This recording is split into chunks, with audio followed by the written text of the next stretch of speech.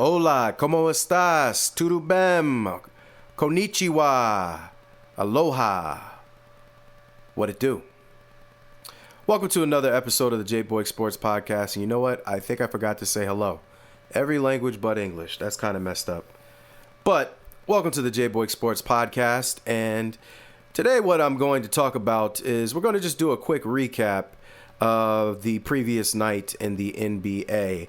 And I think this is a new thing that I'm going to try because I just want to see if people are engaged by it, if they like it. I'll just give my 2 cents. I try nowadays to watch as many of the games as I can, at least snippets of it. I try to flip between games and get some pieces of it, especially the games that matter. And last night we did have some games that really mattered, and there were some interesting outcomes. So let's discuss it. And we're going to start with the Bulls-Hornets. Obviously, the Bulls won 131 to 117. The Hornets are absolutely dog water. They are booty cheeks supreme. They're terrible. And you never can expect anything from them. The Bulls have some up-and-coming players. They actually have managed to get to 36 and 42. They've had some really, really bad losses, but you have to like what you're seeing from the Bulls. I do hope that they can build upon this season for next year. As far as where they are in the standings, let me just pull that up, actually. That would be a smart thing to have available, right? If I'm going to go over recapping some things that happened. The Bulls are currently 9th, and they're only they're like 2 games from 7th, 2.5 games. Maybe a little bit more. It's more like 3 or so. But they still have an opportunity in the play-in. So I don't know what that's going to translate to this year. But they still have a chance. So they are currently 9th. And top 10. If you're top 6, you're just automatically in. 7 through 10, you have to play for your right. Somehow, the Washington Wizards... No, they're not. They're trash. I'm sorry. They're garbage. So anytime you see Jordan Poole showboating, just turn your face away.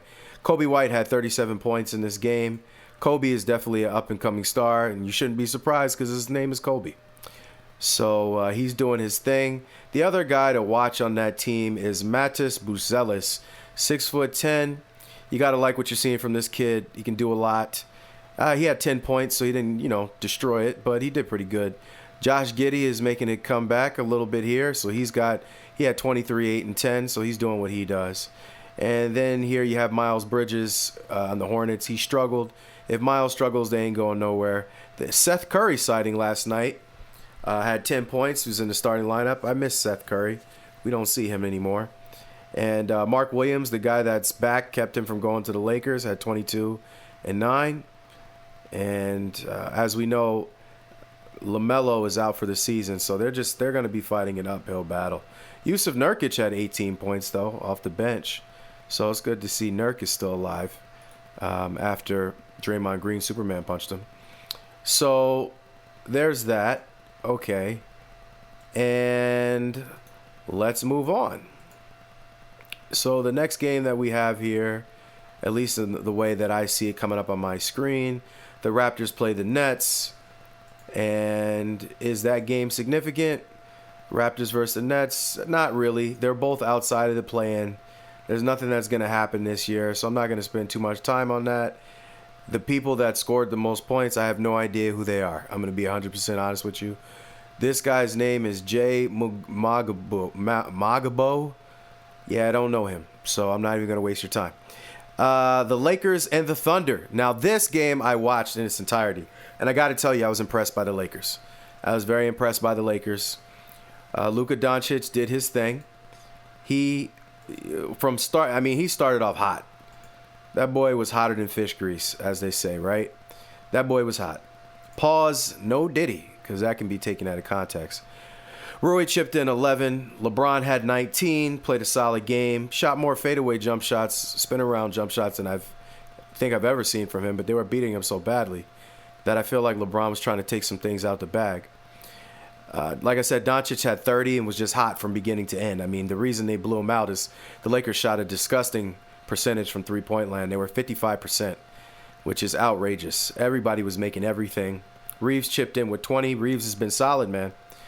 Reeves is That boy's nice, and he draws. I don't like the way he, Doncic, or SGA really draws fouls, and I'm a big SGA guy, but I hate how the ticky-tack fouls, but they didn't call any of them for Reeves for SGA last night, and I got to tell you, that's a little sketchy. I don't know why they didn't call any of them for him, and you're watching Luka Doncic and Reeves get all kinds of I'm throwing my hand up calls. So, that's interesting. Gabe Vincent continues to be hot. Pause. He's been killing it. Dorian Finney-Smith has continued to be a flamethrower from three-point land as well. 4 for 5 and 4 for 7, 14 and 12 points respectively off the bench. Very good. As far as the OK City Thunder are concerned, I'm not really happy with that game from them. It was just a complete destruction. They have another chance on Tuesday. Today's Monday, so hopefully they can pick it up and give us a better game. But it brings the question back. People have been disrespectful of the Thunder. They think that they can't do it when it matters. And I got to tell you, I'm a little scared if I'm a Thunder fan. Reason being, so SGA had 26 points. He played a good game. He shot 50%, over 50%. He also had 9 assists, so he was good. He was not the issue here. But everybody else seemed to struggle. Jalen Williams, who was also an All-Star this year, he had 16 points, but he was 4 for 14 shooting. Chet Holmgren only had 10. Hartenstein only had 6 rebounds against that Laker team. And Lou Dort also didn't have his best game, only had 9 points. And then everybody else kind of chipped in with 5 and 6, 7, 8 here or there. But at the end of the day, they weren't very good from 3 last night. They were 32%. They were 75% from the free throw line, which also isn't going to get it done. And they were also 43% from the field. So you got to give the Lakers defense credit. They really got in their behinds. Pause, no bad boy. But if you're a Thunder fan, yes, they got people that can do it. But who's going to be there with Shea when things are not going well? And Jalen Williams was not good last night. Chet only took 6 shots. So, you're going to need more from these people if you're going to go on and do something championship-wise, man. It can't just be SGA. And if Chet doesn't put his foot down and take 15 shots or so, and Williams is not shooting well, Williams' game is, he's like a he's like a Scottie Pippen type to me. But if you're going to be Scottie Pippen type, you got to shut somebody down. Luka Doncic and Reeves played way too well last night. Way too well for if you're a Thunder fan. With all the defense they got, that should not have happened. That was not good. Okay. So we're going to move on from there. The Jazz and the Hawks. Nobody really cares about these two teams. But I'll tell you this, Trae Young finds a way to be successful. I mean, if you look at their team, they're doing all right. The Hawks are actually 8th, so they have a chance in the play-in, and we've seen them beat teams they have no business beating. So we're going to go ahead and, give them an impressive nod there. As far as what was done last night, Trae Young had 23 points and 15 assists, so he's continuing to have a good season individually. And Colin Sexton, a.k.a. Sexy Time. Pause. Relax. No Diddy. But, yes, it is funny and fun to call this man Sexy Time. Again, you can't judge me because I paused it already. I already paused. I didn't press play. So, Sexton had 27 and 6. The Jazz are interesting. They got a few pieces that should be all right, but they're terrible. They're not going anywhere. They only have 16 wins. It's pretty disgusting. The Hawks still have a chance, so they're fighting for their lives. Wizards, Celtics. What do you think happened? What do you think happened? Whatever you think happened, that's what happened. All right? 124-90. Get him out of here. Celtics. Pritchard.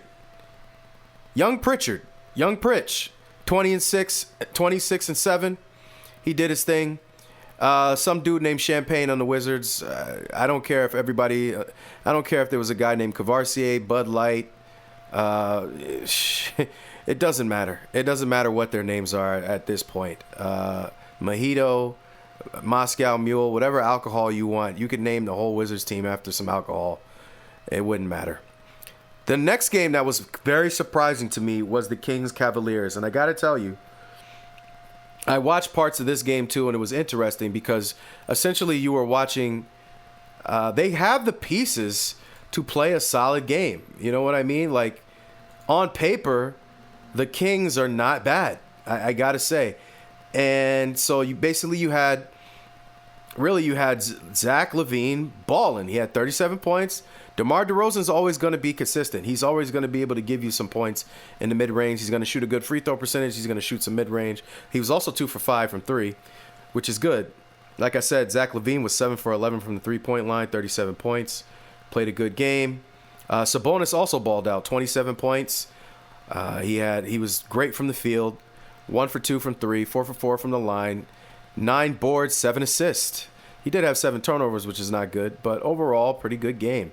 Malik Monk chipped in with 8, and this guy named Keon Ellis, who I haven't really watched too much, but looked all right last night, he chipped in 11. And so the Kings put Belta behind and did what they were supposed to. Well, they did what they needed to do to stay in the hunt, right? Because the Kings are currently, let me just take a look here. They're currently 9th, so they're still in the play-in. So they're fighting for their lives, and they're not going to be anywhere near 6th, but they're still fighting for their lives in a tough Western Conference. And like I said, they have pieces. I mean, it's not impossible for them to do some good things. I don't know how that translates, but whatever.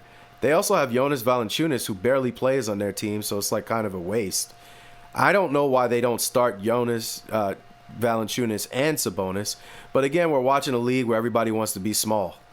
And for me, if you have 2 skilled players like Sabonis and Jonas Valanciunas, I would put them both in and see what happens. The Cavaliers, you got to be disappointed in yourselves. They have not had a good month of March. I don't have the exact numbers, but it really hasn't been good for them. It just hasn't been good. And Donovan Mitchell had 19, but it was only 7 for 16 shooting, 1 for 6 from 3, 4 for 7 from the free throw line, which is really not good. The free throw line, you can't have that. Everybody else did all right. I mean, Garland was horrible. And honestly, that's the thing with Garland that drives me nuts. He has nights where he shoots really well, and he has nights where he's not good. He's 1 for 7, 4 for 13. As fast as he is, you can't get to the basket and get some layups. He only had 7 assists.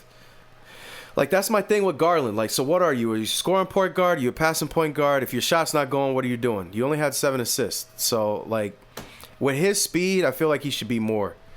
That's just me personally. Jared Allen chipped in with 17, but only had 5 boards.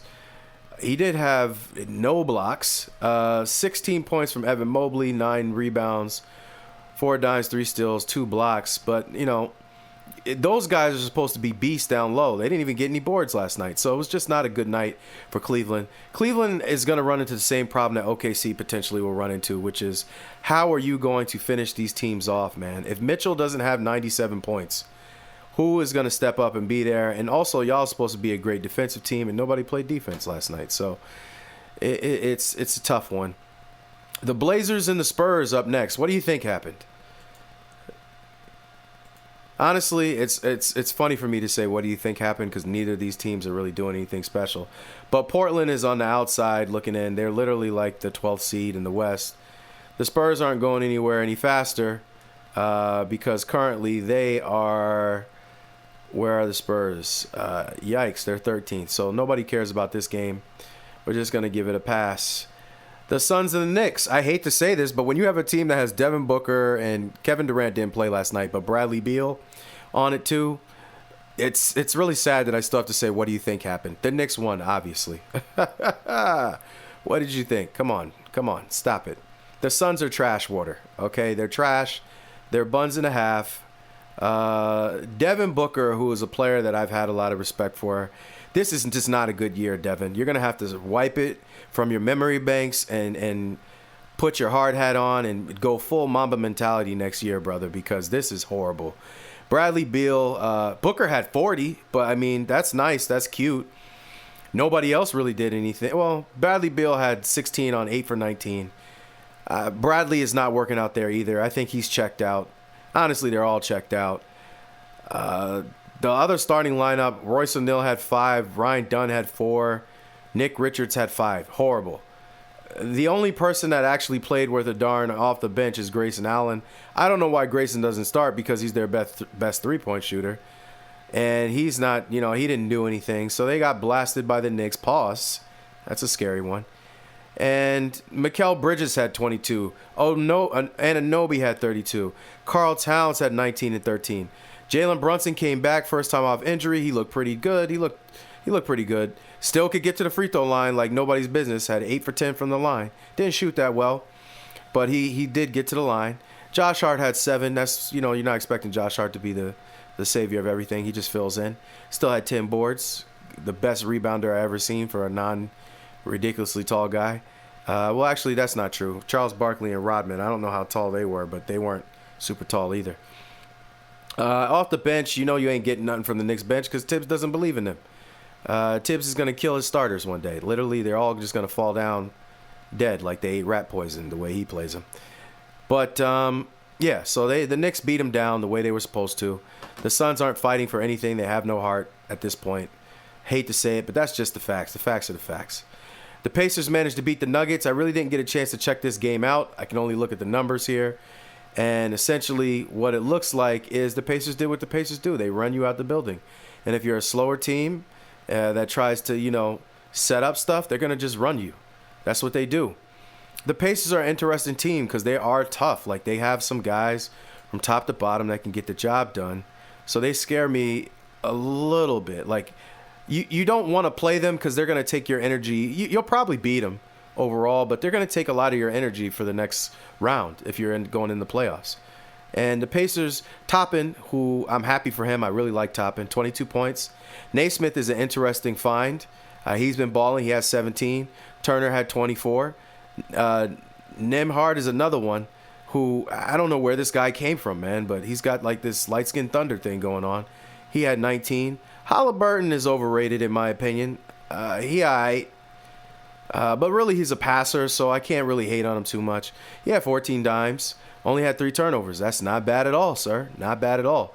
Only 9 points, but, like I said, he played his role. And Benedict Mathurin didn't play that well off the bench. Benedict is my guy. He has one of the best names I've ever heard in my life, and he's black, right? He's a black guy named Benedict Mathurin. It's kind of ridiculous. It's kind of ridiculous. But it's fine. It's okay. It's cool. It's cute. Pause, no diddy. TJ McConnell, one of your favorite off-the-bench, hard-nosed John Stockton types, he had 12. So if you don't know who TJ McConnell are and Peyton Pritchard, you're not watching basketball enough. Those are 2 midgety, small guys that you want to see be successful and tough as nails. So that's the Pacer side. They had 125 to 120. Aaron Gordon did not play well based on what we're seeing here. Aaron's been on a tear, but he just didn't get it done in this game. The size of the Pacers and the speed probably caused him some problems. Michael Porter, MPJ, had 15, 1 for 9 from 3. Michael Porter has not been cooking it from 3 like he was. He's had a tough home life. His off-the-court stuff has been very difficult. I pray for this brother, but he just hasn't had the season that you'd like to see him have. But, hey, playoffs are a different animal. You can always turn it back on. Jokic did what Jokic does, 41, 13, 15. Like SGA, they're going to do good. That is what it is. Bron played well. Russ had a good game. Bron had 30. He played better than well. I don't know where that came from, based on the scores here. And Russ had 16 and played pretty well, 5-4. Only had 1 turnover, 5 rebounds, 4 assists. So not bad from Russ. But they just, the Pacers are going to come at you in waves, so they couldn't deal with that. I'm just going to go to the Bucks next. The Bucks and the Pelicans. Bucks win 111 to 107. That was easy. Hit the easy button. That was easy. Get him out of here. Brook Lopez had 12, 20 and 12 and 4 blocks. Lopez has had a good season. The Bucks have been up and down weird. Giannis didn't play. So the game was probably closer than it would have been. I don't know why Giannis is sitting out every other game. I'm a big Giannis fan, but I'm really hating the load management that I see with him. It really disgusts me. They're definitely load managing him, and I don't like it. I don't like that Giannis allows it either, but, it is what it is, I guess, with that. Load managing is killing basketball. It's disgusting. And the final game that we're going to discuss is Rockets-Warriors. Now, I caught bits and pieces of this game as well. You had to. This game and the Lakers game were the 2 big ones of the night. So you got to get your paws around these 2. I watched this game. They put the clamps on Stephen. They put the clamps on him. And to me, the weakness that Steph has that a lot of the other big time players don't have is, at the end of the day, a lot of Steph's stuff is off jump shooting, and finishing at the basket. But he doesn't finish like Kyrie. He's good, but I think Kyrie's on another level as far as finishing. Steph's good at finishing, but it's not like automatic. With Kyrie, I genuinely want to call the police when I see him miss a layup. Like, genuinely, I feel like it's not fair. But Steph had a tough night, 3 points. Moody didn't play well, so they didn't shoot the three ball amazing. Steph was 1 for 8 from 3, 1 for 10 from the field, just horrible. But again, too much jump shooting. He did have 8 dimes because they're triple teaming him. But, just a lot of jump shooting. That's why I don't believe in the Warriors, man. They don't have no size, and they shoot a lot of daggone jumpers. Like, that's not how you win games, in my opinion. I know they have in the past, but I feel like Steve Kerr is doing Steph Curry disservice. And I'm surprised that Steph's body hasn't broken down yet with he's carrying the weight of the world on his shoulders because it's all about shooting. I've never seen somebody win so much just off jump shots. And Steve Kerr hasn't gotten no big people to really help. Brandon Podemski continues to ball out. He's been hot. Pause. 7 for 14 from the field, 4 for 9 from 3. He's been cooking. Draymond Green did what Draymond Green does. Be a bum out there. Be a loud, disruptive, defensive bum. 2 points. Get him out of here. Pack him up, man. Pack him up. Get him out of here. And then everybody else, Gary Payton II did pretty good. It was a close game to some extent. The Rockets are not going to destroy you with offense most of the time. Buddy Hield had a good game with 20 points. So the Rockets ended up winning 106-96. And like I said, the Rockets put the pressure on you. They put the paws on you, man. They come to play.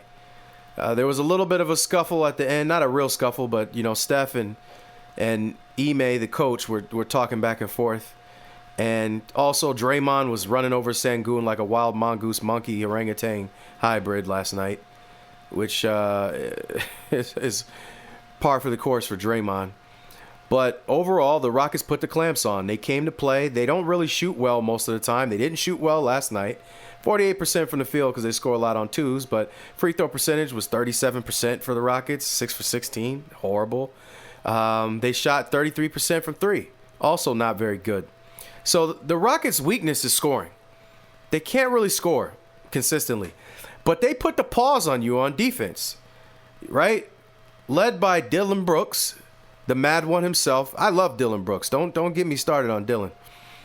Dylan had 24 points, so he balled out. 10 for 13 from the field, 3 for 4 from 3-point. He balled out. He did what he do. Sengun, a.k.a. Young Joker. All right, Joker Jr. out there, 19 points, 14 boards. He played well, right? He played well. Fred VanVleet played like Fred Van get out of here because he didn't do nothing. 3 points. Jalen Green continues to put up some numbers, but he was 9 for 19 from the field. Watching Jalen Green, you want to put him in the star caliber of shooting guards, but he's just not there. Not there yet. He's not that diehard bona fide scorer, but I will say, he did score the last 10 points, I believe, for the Rockets and close it out and made some tough plays at the end. So he got it done when it needed to be done. But until he can do that consistently, the Rockets are going to be a very good team that can't be great. I think a lot of it relies on how Jalen Green continues to grow his game. You know what I mean? Jabari Smith is a player I really like. He's been coming off the bench. He had 16. Torrey Eason had 4, so he didn't play great either. But Amen Thompson, man. Amen Thompson. When you say this man's name, you put amen after it because that is it. That is his name. I mean, it's Amen Thompson. He had 14 points, 6 boards, 6 dimes, 3 steals, 2 blocks. You know he's going to do a little bit of everything. That boy's going to do a little bit of everything. He's a freak out there. Pause. He's going to get freaky out there. That's what Amen Thompson and his brother are going to do. And honestly, what's his brother's name? Ashore Thompson? I always wondered why you name him Amen Thompson. You should have named his brother like Hallelujah Thompson or Prayer Thompson or something like that. I would have preferred that. But I guess you want to keep it with A's because Amen and Ashore. Is there another word spiritual word that has an A that starts with it. I don't know. Would have liked to see it. But yeah, Rockets balled out. They beat a tough opponent. Both of these teams are fighting for supremacy in the West. So you currently have, let me just take a look at the standings here. You currently have the Rockets are second, trying to hold off the Lakers. And the Warriors are sixth, so they're still in good position to stay out of the play-in, which is what you want. But they're tied with Minnesota, and they're tied with the Clippers. And they're one game, I believe they're one game in the win column from Denver. So it's getting freaky out here, guys. Memphis also is 46-32. All of them have a 46-32 record. So, good gracious. Be careful. So, the West is going to be fun on the way out. This was a very long recap because a lot of teams played last night. So the main thing you want to take from this is we're looking at the standings. Obviously, the Cavaliers and the Thunder have run away with the money. They are way and above atop pretty much everybody else. Although the Celtics are not that far from the Cavaliers, and the Celtics are resting people, so they're comfortable with where they're at. They don't have an issue. The Knicks are still fighting. They hung in there without Jalen Brunson. You got to give them credit. They hung in there without Jalen. They did not really lose anything. So we'll see what happens with the Knicks. The Knicks, I think, as of right now, would potentially be playing Detroit, which, to me, it's a toss-up. When Cade Cunningham is playing, which he hasn't been, which is a little scary because we're getting to the end of the season, I think the Pistons could be extremely tough and difficult for the Knicks because you got to have Jalen Brunson basically cross-matching because he's not going to guard Cade Cunningham, right? So that's going to be interesting. So, again, the Bucks are fifth. The Indiana Pacers are fourth. Knicks third. Pistons were sixth. Excuse me, I skipped them.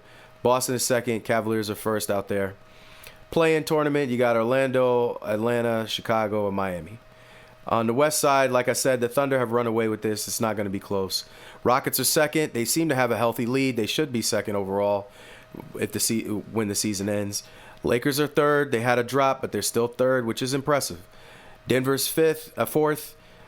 Clippers are fifth. This is surprising to me. But again, Denver, the Clippers, Warriors, Minnesota, and the Grizzlies all have the same 46-32 record, except Denver has 47 wins, but they're all right there. So that's going to be interesting. And the Kings and the Dallas Mavericks are just playing to hang on, right? They're not doing anything special. So we're going to call that what it is. Thank you for listening to this recap. This is the first time we're doing this on a J-Boy Sports podcast.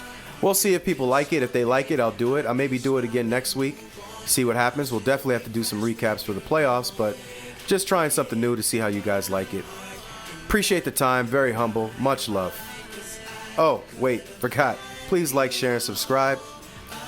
Also, hold on when this video ends, or towards the end, because there's some suggested videos that you will definitely like. I'm sure you'll like them. So thank you for your time. Much love. I can tell that somehow you'll never get over leaving me. And when you feel like coming